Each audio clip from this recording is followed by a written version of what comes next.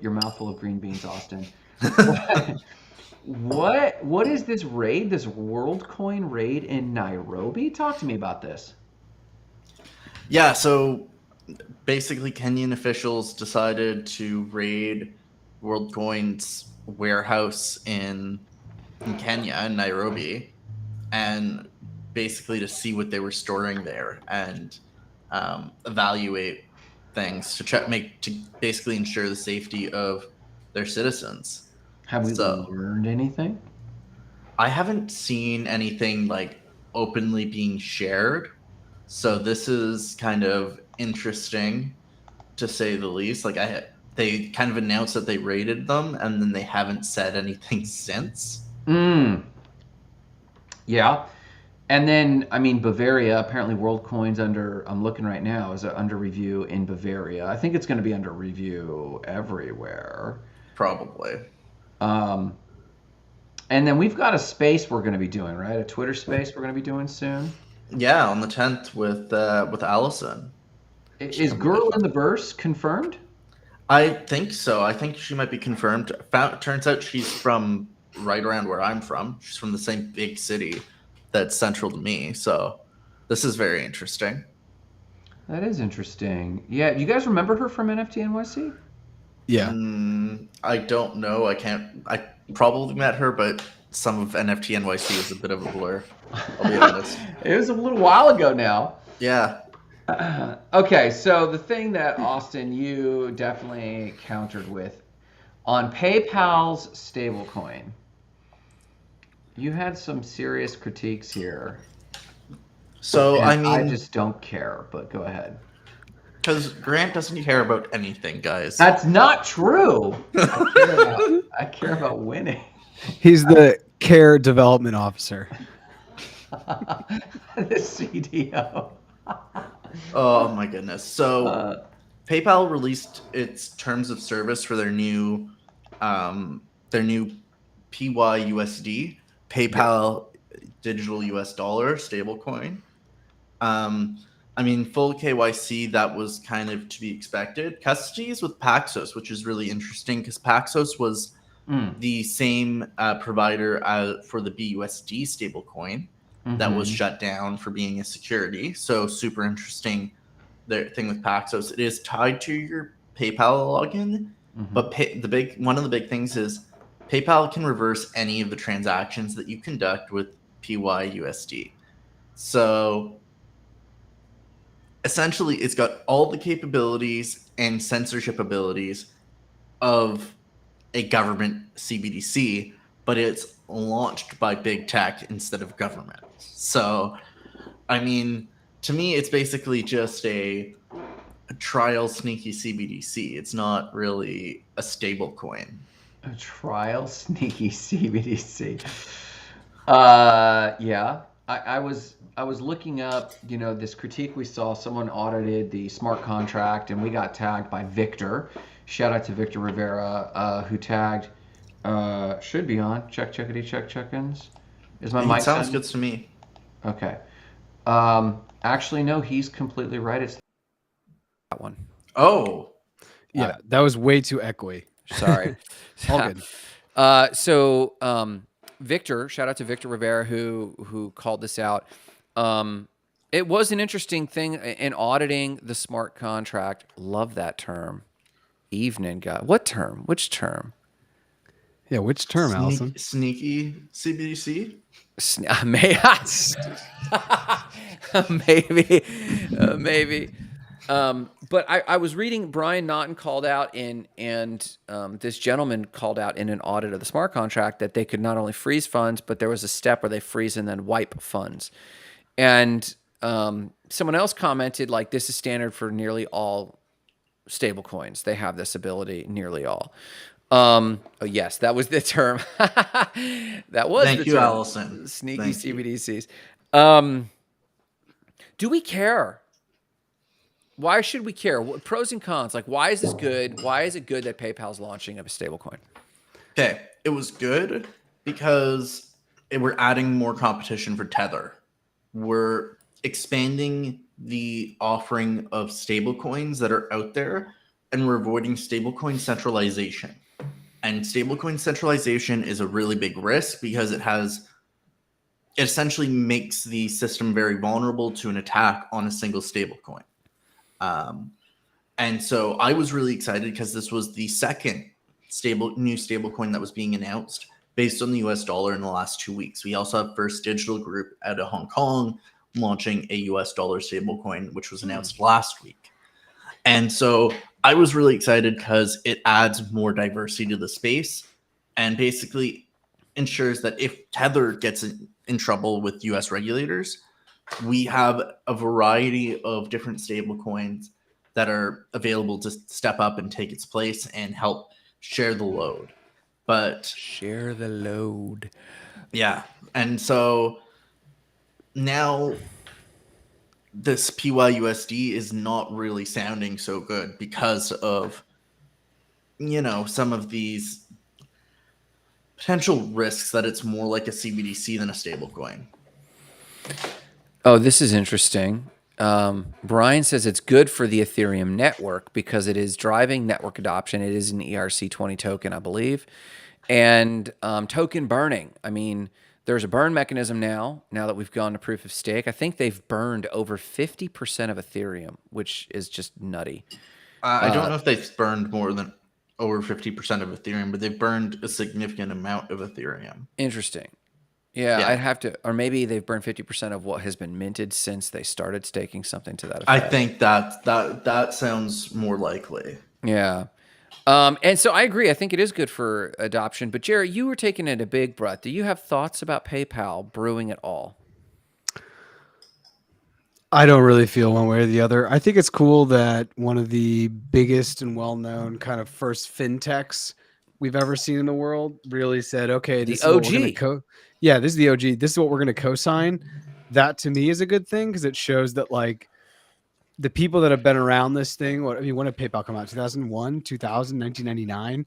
I mean, PayPal literally came out, from what I understand, please correct me if I'm wrong, to essentially be the payment rails for which eBay would work. Correct. eBay basically was there and they were like, we can do this better.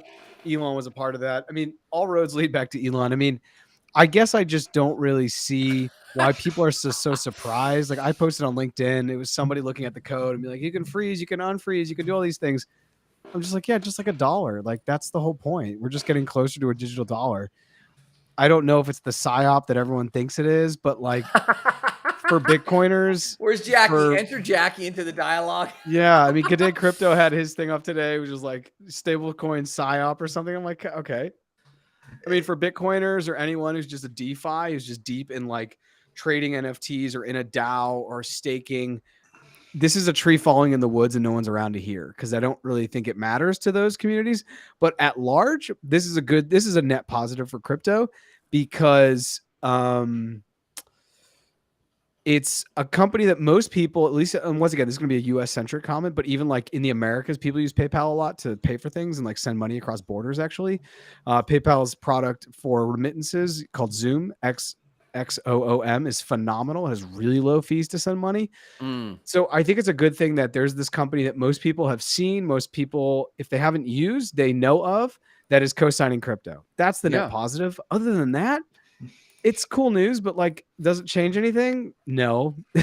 Is it pushing price? No. Is it doing anything else? It's no. pushed price a bit. Why do you think the market? I mean, I'm looking at everything is up and to the right and green over the last. But I don't think it's that. I don't think it has anything to do with a stablecoin. What is it? Stablecoin isn't investable. It's just kind of like unless you're on a dying currency. PR drives the market, man. No. Yes. The news that's probably driving most of this pivot is the fact that that Curve Finance has managed to recover most of their money, and that the Curve founder won't be liquidated. His $110 million in DeFi loans won't be liquidated. Wait, so we think that news is driving the market, and of the two news headlines in front of us, this obscure one, which hasn't made it into any of my feeds, I have not even heard of this, and I didn't even know this was a problem. That one is driving the entire fucking market more than PayPal announcing a stable coin. Grant, the exception always pushes the market. You know that. I'm a rube, man. I don't even know.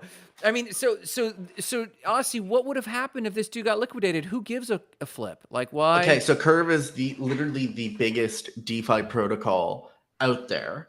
It's the oldest DeFi protocol out there. They got basically hacked for $173 million. Yeah. So not a Aussie, small. that's a drop in the crypto bucket. It's $1 trillion That's a market cap. dollar. Yeah, That's yeah, a 1/10%. Except the big thing is that if Curve, the Curve token, had dropped below 35 cents, it hit 50 cents.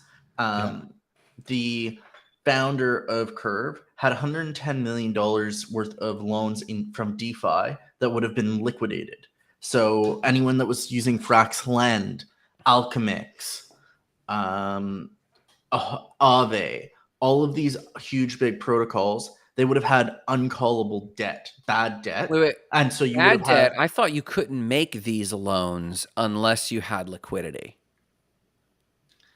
it was backed by his CRV, but his Curve, if they hadn't gotten the money It was back, leveraged. It was a leveraged position. yeah, Oh. And so you are reading Brian Naughton's newsletter. yes, and Where do you The think I way get all my Aussie- decentralized news from? The way Aussie says yes, it was like, Grant, gravity exists. You idiot. Yes.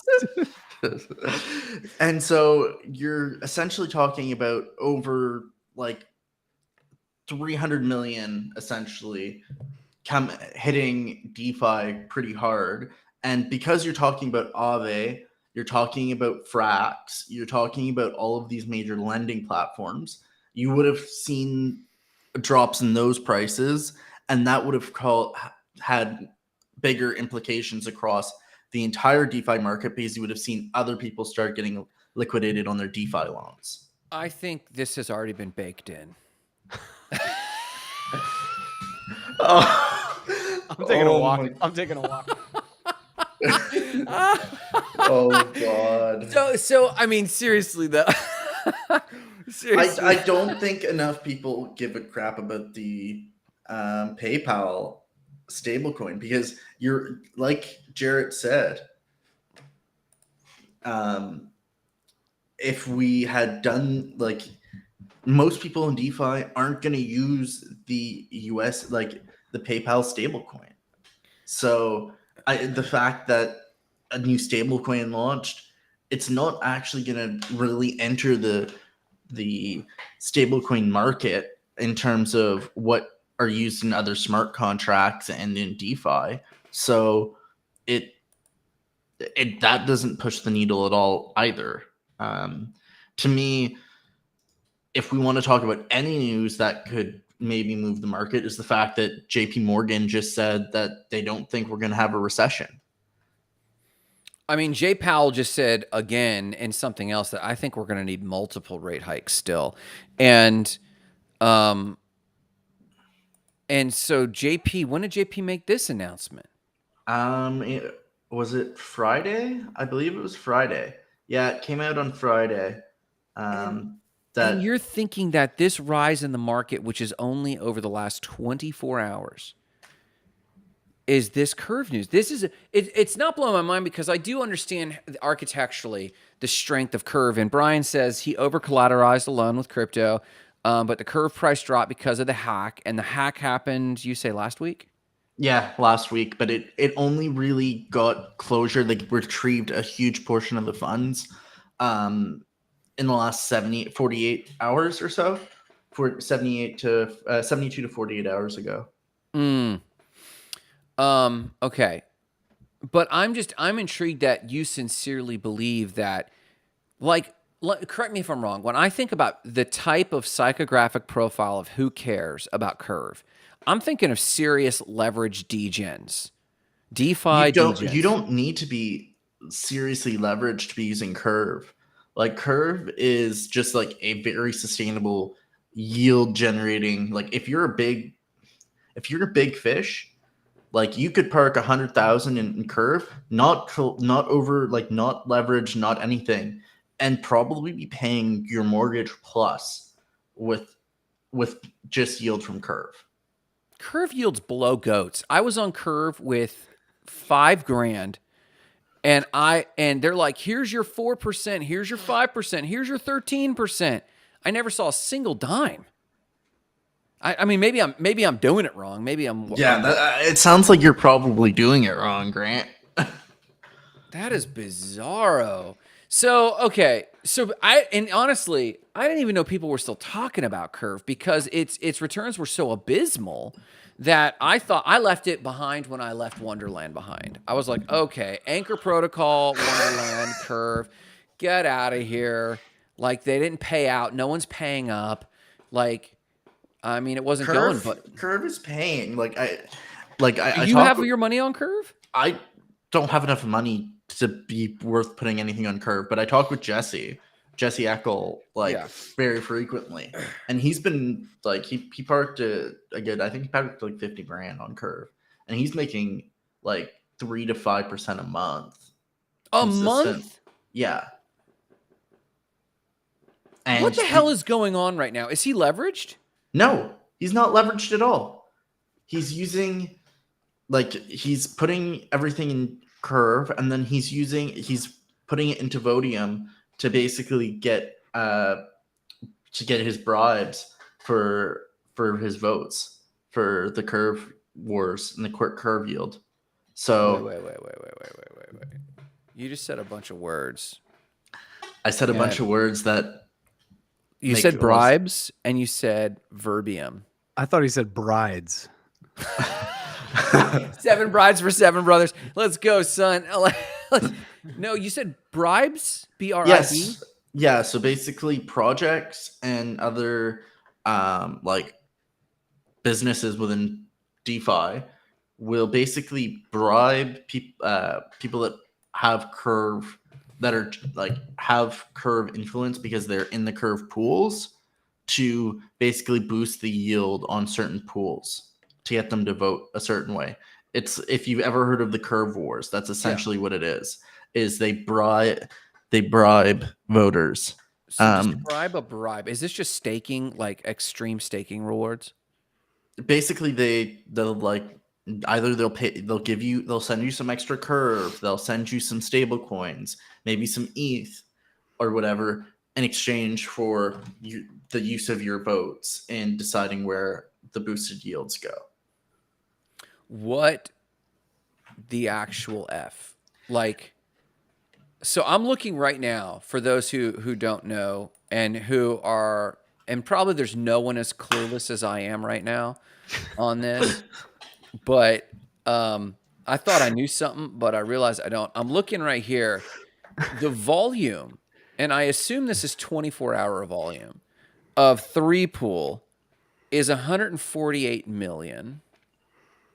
And that's DAI USDC USDT. So, you know what? Let me ask a first principles question here. This is like the most complex question I could form to understand what's going on. And the question is, the fuck? So how does this work? I connect my wallet. It's like Sushi Swap. But you're making it sound like there's some deeper... There's additional things that go on in the background. Yeah. Okay. So do I just buy into a pool and yay on me? I'm making, is this per month? This is APR. So this is per year, right? Yes. APY. Then what you do is, I forget the website. It's I think it's called Vodium. I'm 90% sure. I'll have to double check after the show, but I'm 90% sure it's called Vodium. And what you use, and you input, you connect, it'll show, you basically could put up whatever your percentage of the pool is in Curve, and they'll give you additional rewards to basically control your votes. And so you're gonna get a boosted yield. Vodium.app. I believe that's what it is. And it's a specific protocol where they're buying your votes, or this is a protocol where you can gather votes from a variety of nodes and protocols? It's a variety of nodes and protocols. Will go to Vodium to acquire those rights. And so what? Yeah, and so you can get like yields somewhere around 3 or 4% a month. What is so funny, Jarrett? Jarrett is just losing his. Sorry. I've been blacking out looking at Coin Market Cap and a bunch of other stuff, and I can't see Grant's face specifically at this moment. And I just feel like he's going through it. Like he's fine. It's like when someone first finds out about crypto. That's what I'm hearing.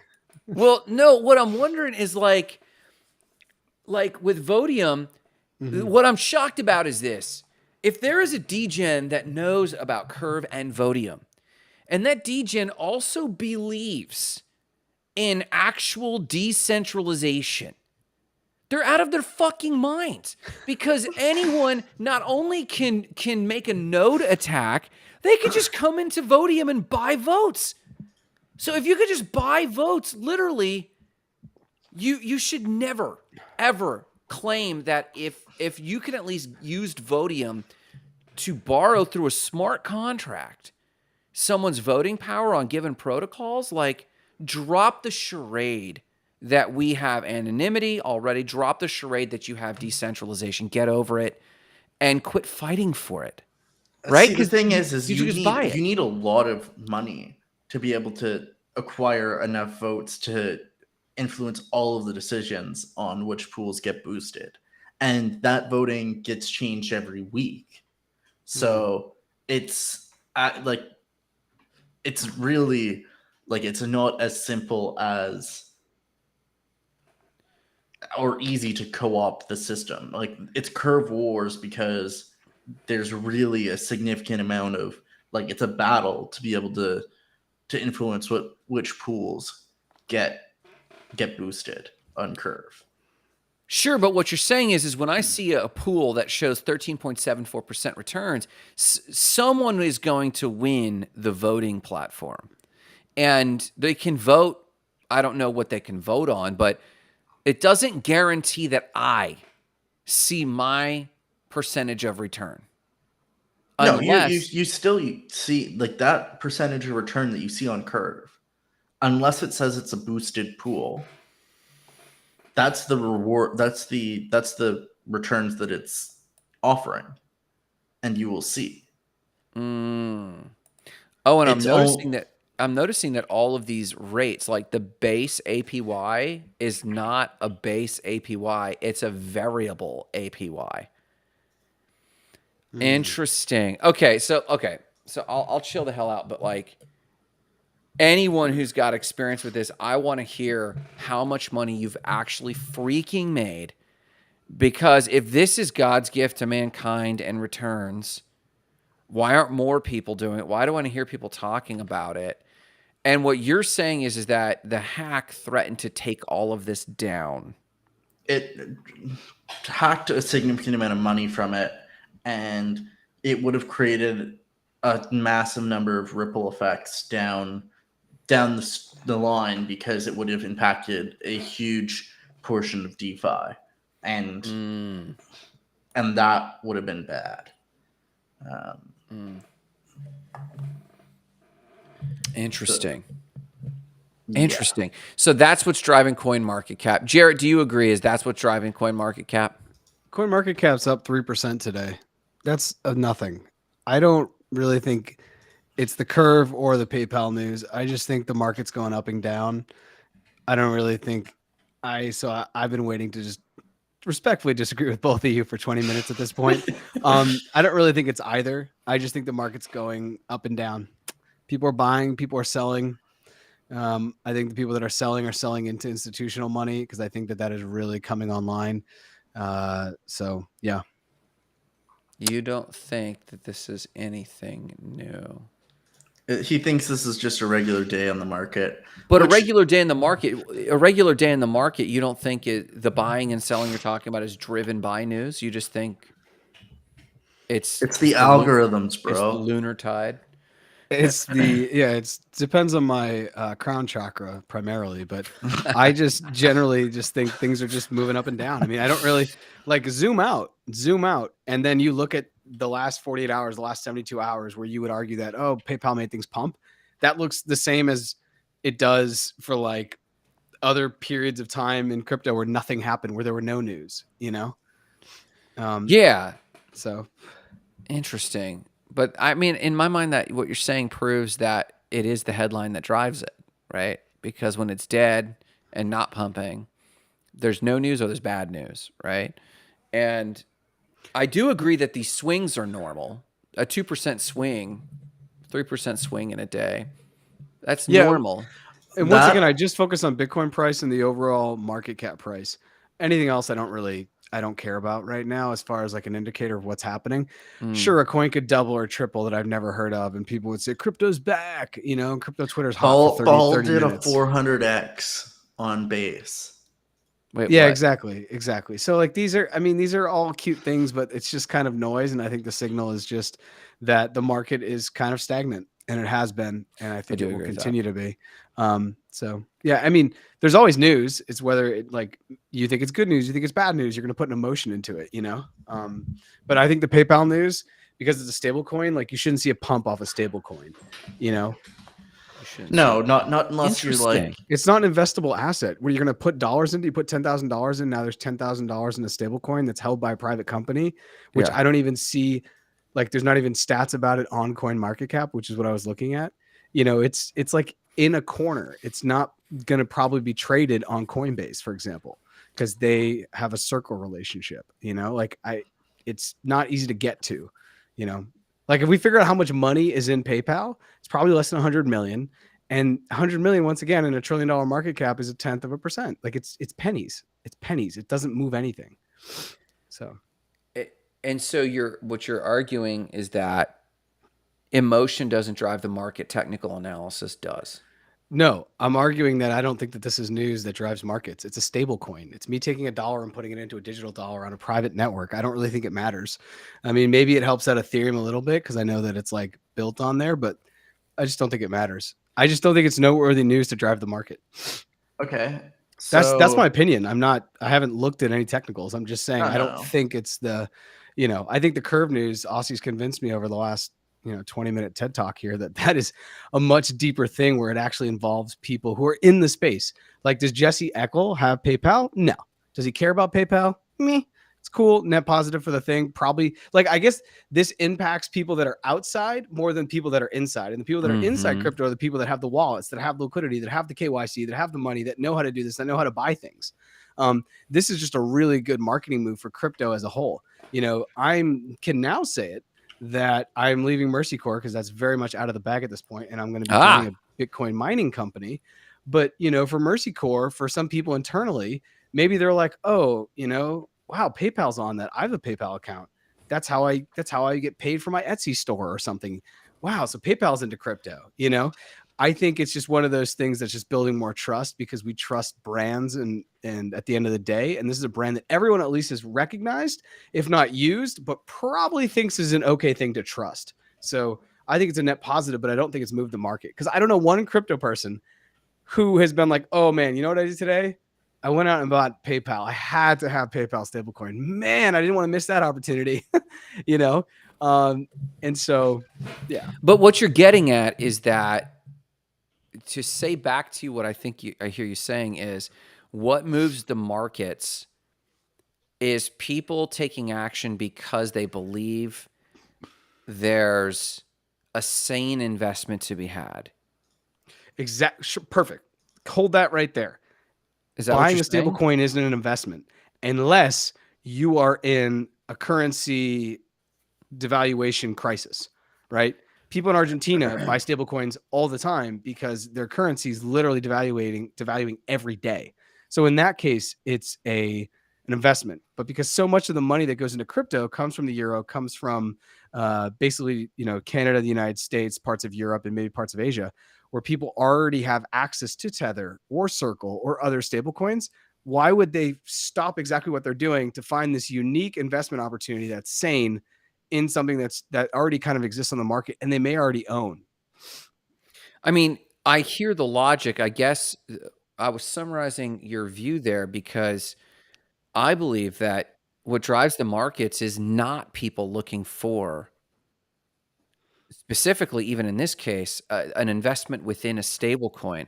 I think people buy the rumor or try to buy the rumor and sell the fact. I think that believe that this is generally hype news for the market. So they'll buy whatever asset they're used to, Bitcoin, Ethereum, or nearly all the top 100 tokens are all in the green. And to me, that shows, okay, this news is coming out. News drives the markets because news is hype. So let's buy wherever we're at because it's going to go up 3, 5, 10% over the next few days, and then we'll get out.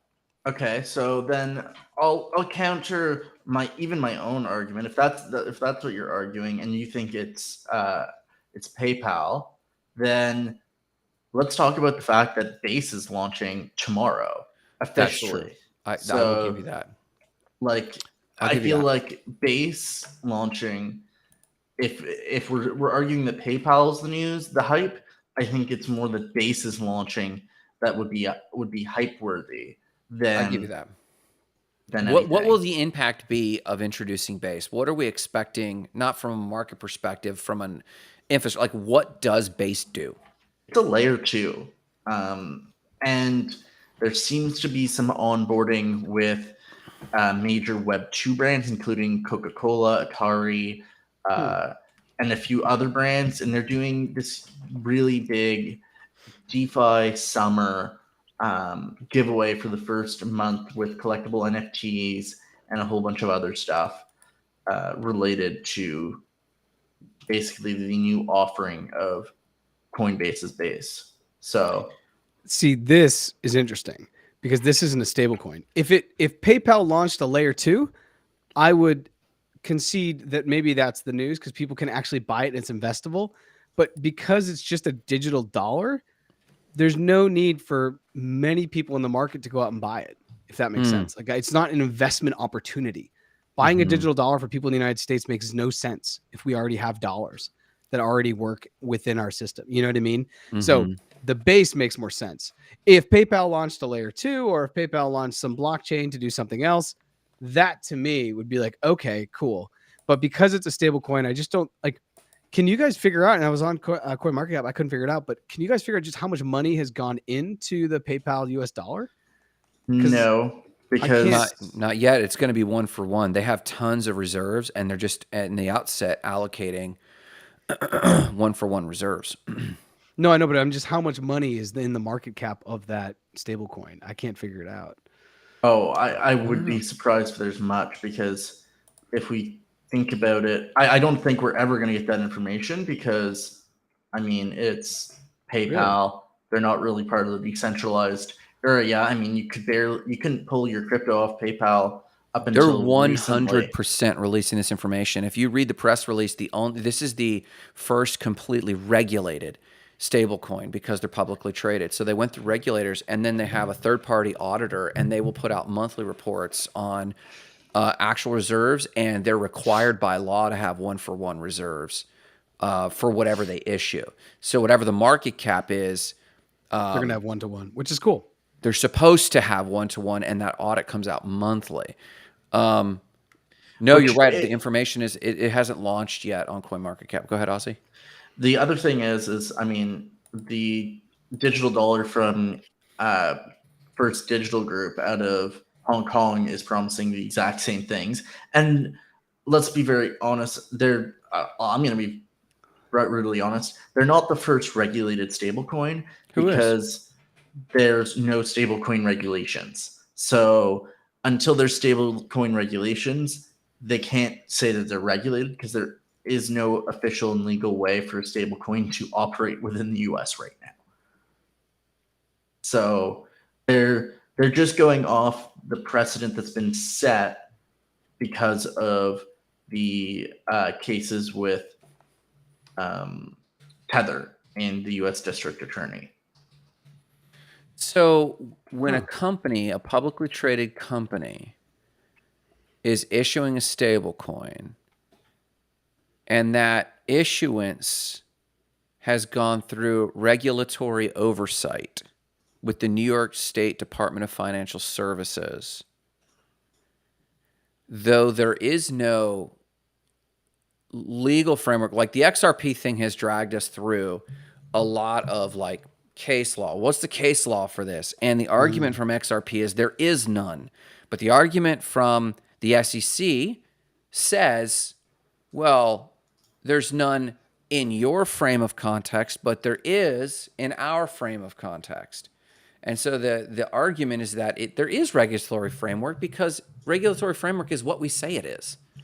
And so if we require anything for you to report this for the safety of consumers, and we all agree that that's heavy-handed and a loose interpretation, but from their view, there is a regulatory framework.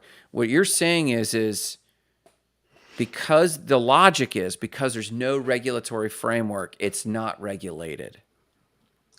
There are no actual clear rules of the game for stablecoins. Like you can't say you're compliant with regulation and regulated when there is nothing to define your rules. Because USDC could say they're a regulated stablecoin. They're going to become they're going through the whole process of becoming a bank.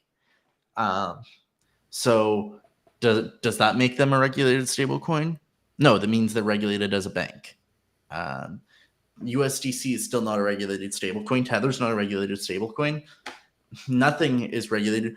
Maybe the First Digital Group stablecoin, FDUSD, will be a regulated stablecoin because there's rules within Hong Kong where they're launching their stablecoin on the framework that stablecoins need to follow. So the New York Department of Financial Services issued to PayPal in June 2022 a bit license explicitly for crypto and the stablecoin.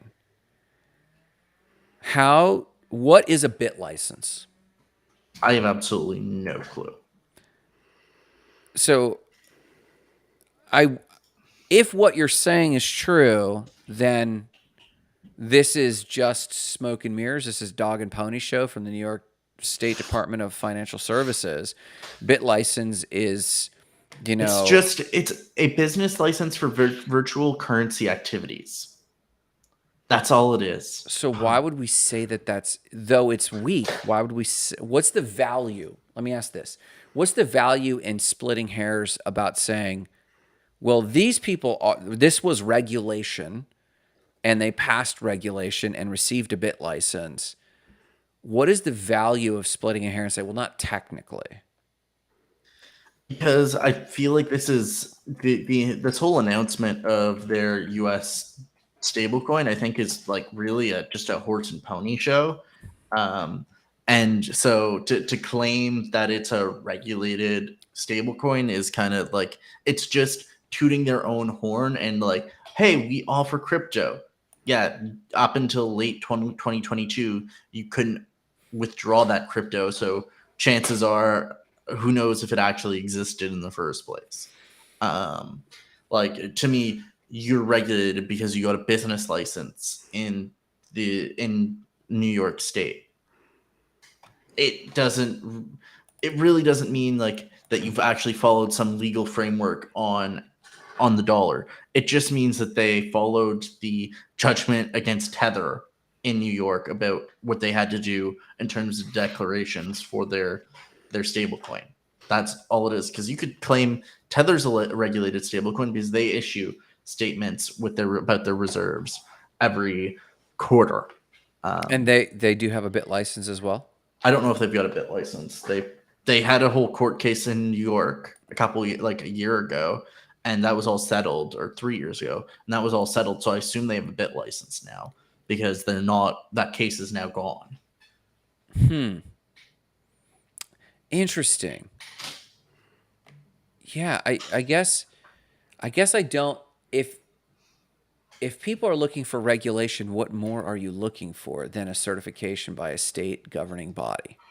I'm looking for the federal regulation on stablecoins that they're talking about, and that something would comply with that regulation, because then at that point you're not like it's a state body, it's not a federal body, and once it's the federal body, then the SEC can't come after you.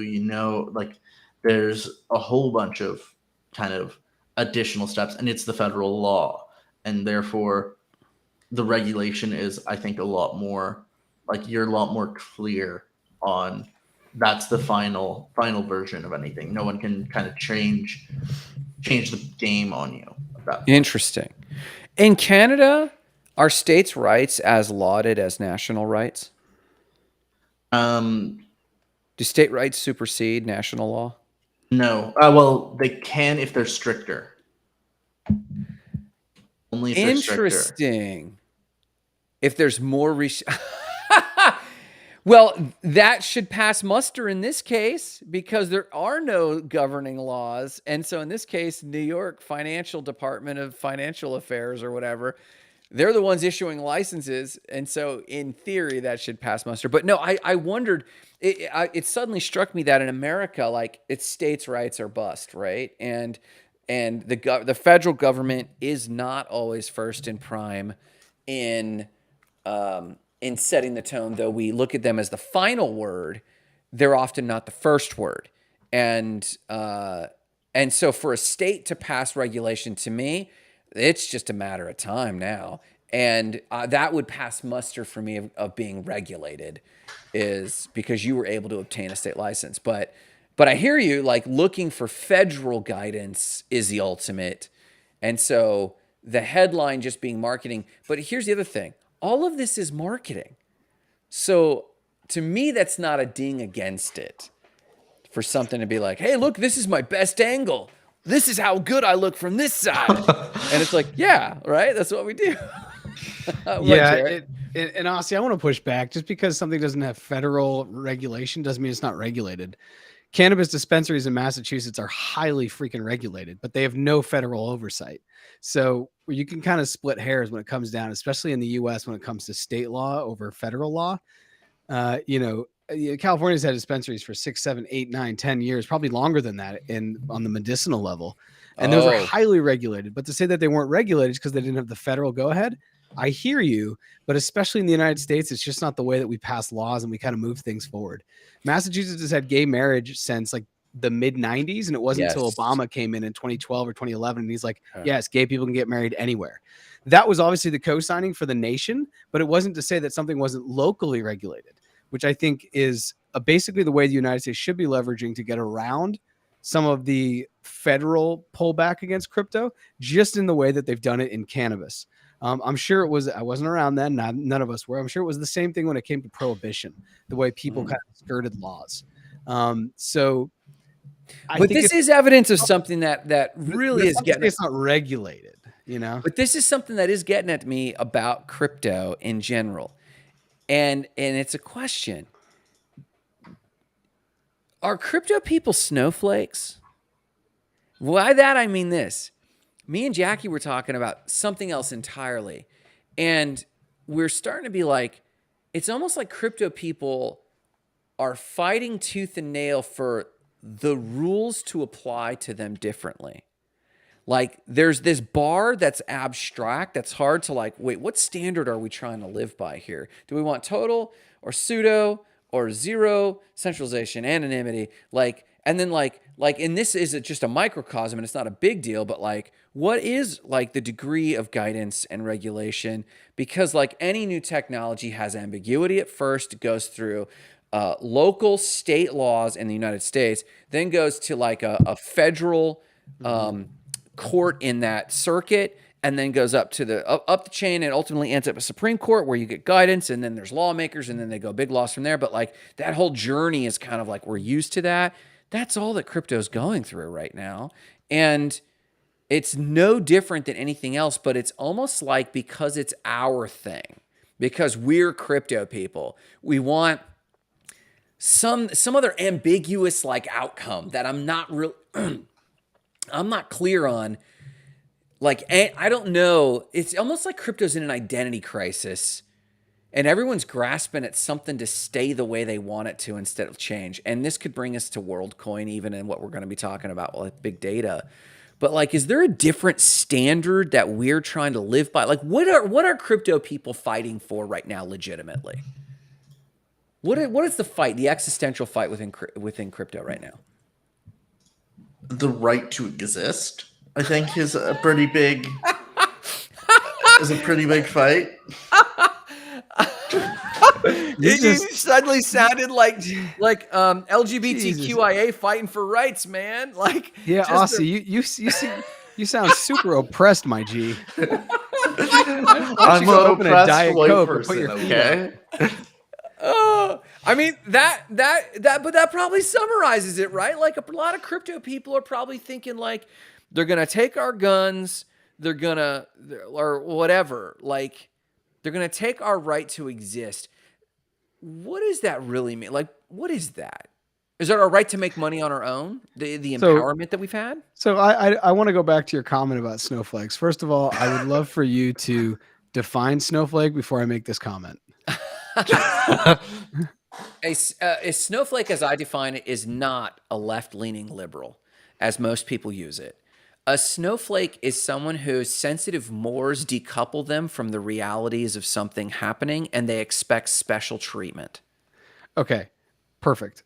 First of all, phenomenal definition. You should have, you know how there's like Urban Dictionary, there should be Grant's Dictionary. I think that in general, because of social media, because of mainstream media, Sure. because of the pandemic, we all got pushed in our homes and we all basically just started doing this. I mean, Lord knows we've literally only hung out, the three of us together, less than 36 hours. It's kind In of real creepy. life, IRL, yeah, It's yeah. kind of creepy.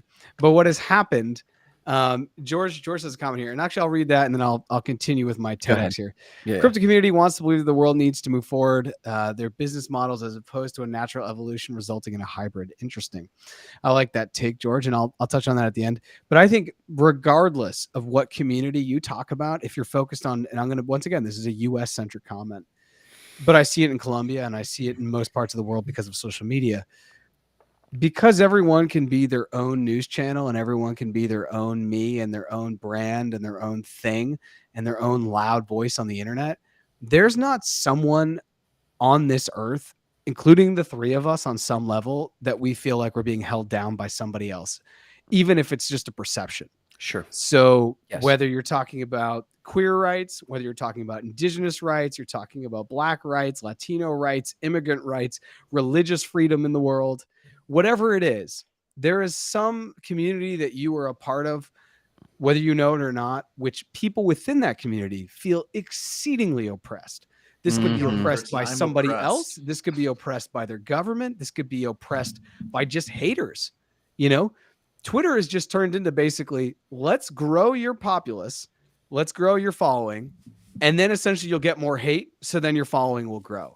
As opposed Yeah. to you offer really, really cool ideas and really cool thoughts, and you're sharing something, you're building something, and people just want to follow you. It's now become easier to just engagement farm off stupidity and all these other things. So I just think the world is in a really weird place where it could be crypto, it could be Web3, it could be Bitcoiners. I mean, Bitcoiners for some reason feel held down by people who like Ethereum. I'll never understand this. Who the shit cares? I'm Yeah. just going to continue to root for my team, not root against any other teams. And that's it. You know, I don't, Yeah. there is a lot of victimhood in the world.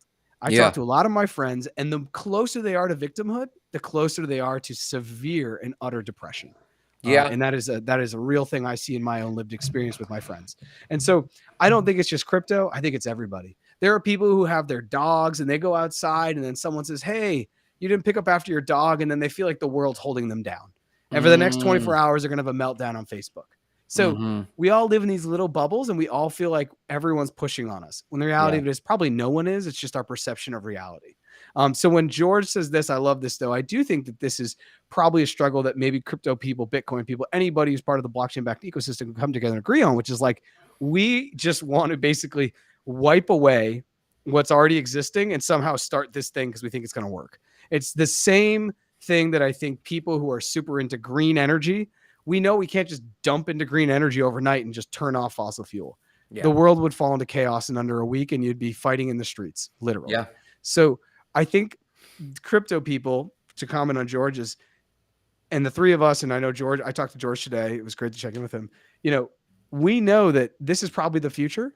We're not sure exactly how we're going to get there, but we're probably excited for the transition. And if anything, as crypto commentators, we're just like watching the world burn and then just talking about it, you know, because as the world goes from Web 2 to Web 3, whatever that means, in this new thing of heightened internet, which is AI, which is blockchain, there are going to be a lot of people that are going to win, but there's going to be, unfortunately, I think, more losers.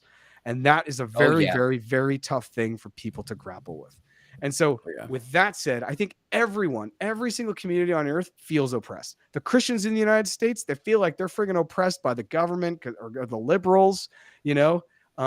Muslims probably are oppressed in the United States. Like Jews are still persecuted in the United States. You can turn on the news and you will see probably someone of color who's being put in chains. This is like what I've seen my entire life. So, anyways, I'm going to step off my soapbox. I don't think it's a crypto only thing. I think it's a larger issue of society where everyone just feels like, woe is me. The world hates me. There's a box that I've created in my mind and I can't get out of it. Yeah. That's good. And I have found that when I start seeing that, the complaining, as opposed to the acting, the whining as opposed to the building and agency. When I see some group or some person starting to give up agency, and even make arguments around lack of agency, I find that I really start creating a distance between myself and them. And this is partly why I stepped away from the church. I was in the Christian church, and of a variety of elements, one of those elements was, oh man, and this was a for real thing in our particular church. They put a Muslim in the White House, they're going to start oppressing our rights. Now, how backward is that statement, right? Like, I mean, it's backward on so many levels. It's ethnocentric, it's racist, it's culturalist, and it's just plain wrong. And you can imagine this was during Barack Obama being put in. And it's like, hey, you're wrong on every count, but also listen to your level of disempowerment and whining. If you actually thought this was true, and I'm looking in crypto for the massively empowered people. This is why I like content creators, because they keep in the mess. It's kind of like being almost not as noble, but almost as noble. Being a content creator is almost like being a journalist. You have to stay in all of it. But I will compliment you, Jarrett. I listened to your last More Than Blockchain podcast, and it was very interesting. I forget the gentleman's name, but he's a builder, right? And what was he working on? It started with a founder. It was phenomenal. People like that who are like, oh yeah, all this is going on, but like this is what we're working on. And it's like, I like that. I'm attracted to that. Oh man, all this, and let's make the same observations. Oh, this sucks, and this is going on, and this is up, and this is down, and world cord's questionable, but this is what we're building because none of that matters anyway. And it's like, oh, okay. So I am finding myself, confession, throughout the week, there are many crypto headlines that I'm just avoiding because it starts to sound like whining. And I'm like, ugh. Go ahead, Aussie. What were you going to say? I'm barely going on X right now. Really? I found myself very disinterested in X because Are you talking about new Twitter or ecstasy? new Twitter, or they could be one and the same? Yeah. I mean, maybe they are, but I've been because it's either people whining or people engagement farming and not actually trying to build anything of value. Or saying anything of value. There's very few people that I've seen that are trying to say anything of real value out there. And so I've been sticking off X because I found, especially since they kind of offered kind of funding and paying content creators on the platform, Yeah. that it's gotten even more engagement farming because it's all based on engagement farming. And so to me, I think that's totally true. And I mean, I don't know that I'm going to disagree with George a little bit that crypto wants to believe that the world needs to move towards their business model. But I don't think that that's necessarily what crypto's going for. I like, at least in private spaces that I talk with and the people that I talk to, it's more like they want the SEC to stop going as crazy as they are and just shutting everything down and making it really unclear on what they're allowed to do and not allowed to do. Making it very difficult for someone who wants to start up a crypto business within the US to do so just in a way that they know that they won't end up getting in trouble. Mm. I think there's, and I think there's people that are worried about privacy because I think to a certain extent, most crypto people are libertarian or, you know, preppers or something along that line. Like there's generally something like a connection between the crypto community and that group. And so when we start talking about CBDCs and government overreach, they start rearing, like, that part of their psyche rears its head in crypto. And so I think it's not that they want to believe that the world needs to move to their business model. I think crypto is happy to exist as crypto. It's just like, don't, like, let us exist. Don't screw with, like, don't just keep dropping random bombs on us without telling us, like, hey, this is what we're supposed to do. And you know, we've got the preppers among us that are like, no CBDC. Like, we don't want the surveillance and everything. And Yeah. I don't necessarily think. Do I think people are more sensitive and feel harder done by? Absolutely.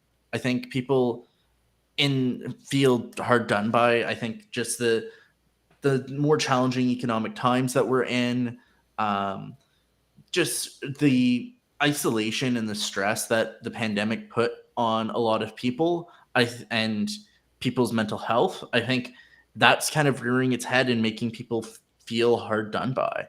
And you know, you hit on a really interesting turn of phrase, and you said it several times now, and it's obvious, but it's not so obvious. You said we just want to exist, and we you know, that is a queer rights statement, but I think there's actually, now that I ponder it, there's some intuition to that, and that is this: I don't believe crypto as we know it will exist.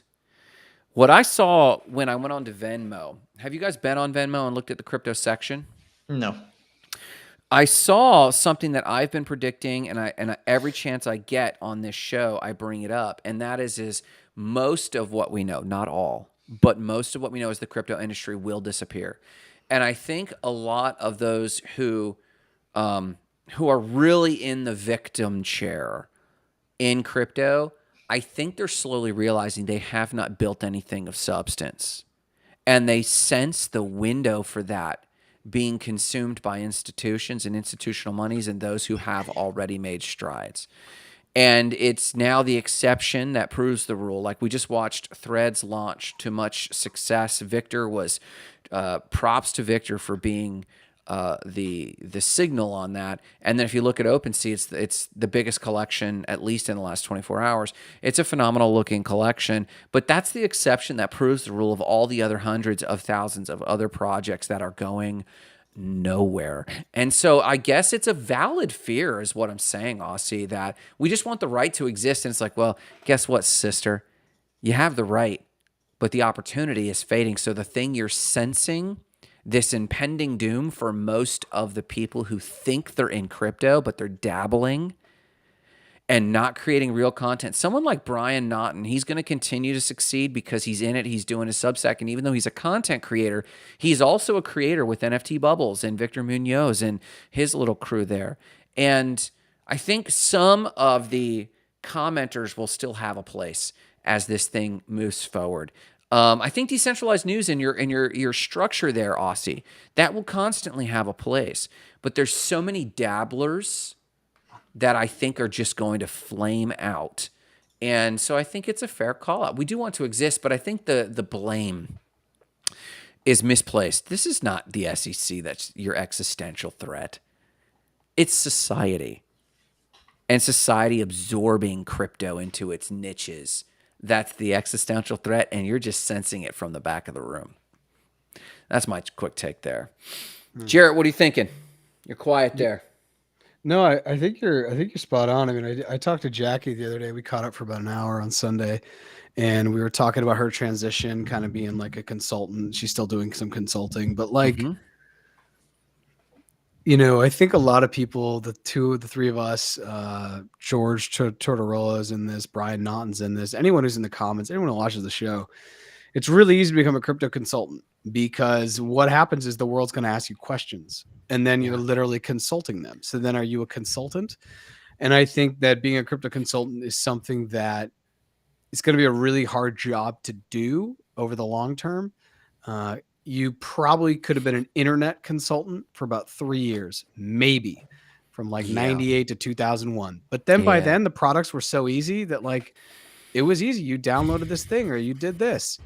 And for crypto by 2025 and 2026, some of the projects I'm seeing built, some of the projects we've talked about on this show, some of the builders I've had on More Than Blockchain, just things that we've highlighted, you know, they're trying to make it easier so anyone can do this. Because Jackie and I were talking, like even now though, taking someone all the way from like getting them KYC'd on a Coinbase, for example, if you're stateside, then opening up a MetaMask, then transferring your Ethereum, buying your Ethereum, waiting for the time, then transferring it, and then getting onto OpenSea to mint or waiting for a mint, that's painful. And it's not something you can sustainably do and run people through. Because also, what if someone messes up that one thing and they copy the address wrong? Like there's just too much human error. So I do wonder if there are a lot of people in crypto that are feeling like you've just said, Grant, that the hourglass, they're looking at the sand and it's falling.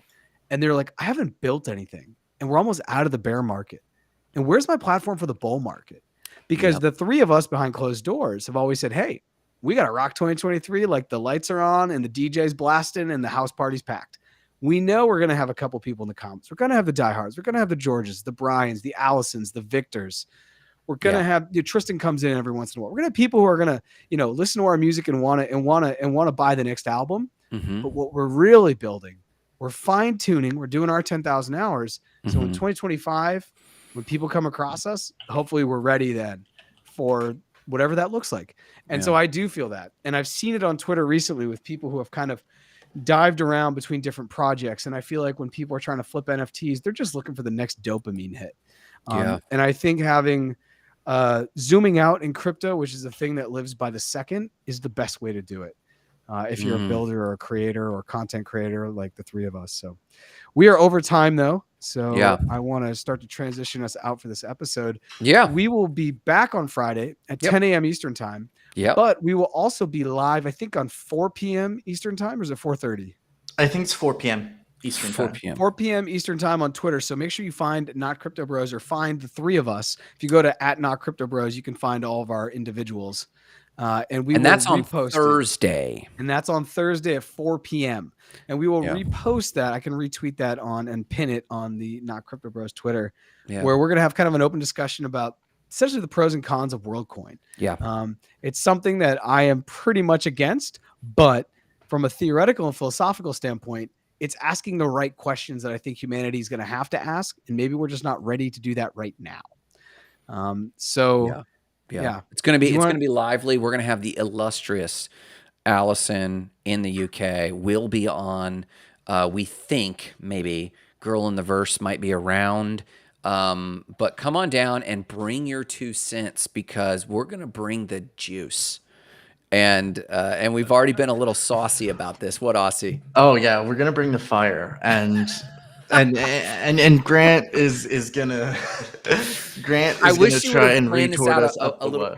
I wish you would have planned this a little further out because I am like seconds away from hopping a ticket to New York City and scanning because I cannot find a slot in Miami. And I would literally do an out and back trip same day to scan it and capture it on social. So I wish this was a little further out, but it's going to be great. It's going to be great. All right, guys. Thanks for being here, everybody. Join us Thursday at 4 p.m. on Twitter Spaces for that. Join us Friday at 10 a.m. and have a phenomenal week. Thanks so much.